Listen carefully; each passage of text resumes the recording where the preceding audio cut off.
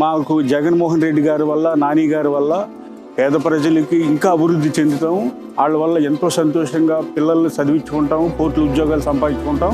Mangalapudi bridge దగ్గర port పనులు అండి ఎంత శరవేగం సాగుతున్నాయండి. మీరు పెళ్లి చూస్తారు చూడండి. ఇది మాటల్లో చెప్పలేదు కదండి, చేతల్లో చేసి చూపిస్తున్నాడండి మహానుభావుడు జగన్మోహన్ రెడ్డి గారు, పేరు నాని గారి నాయకత్వంలో ఇంత మహానవతమైన కార్యక్రమాలు చేస్తాం. మా మత్స్యకారులు జీవితాంతకాలం బందర్ నియోజకవర్గం పేరు నాని గారి కుటుంబానికి, అలాగే వైఎస్ జగన్మోహన్ రెడ్డి గారికి మేమంతా ఎల్లవేళ్ళ రుణపడి ఉంటామని.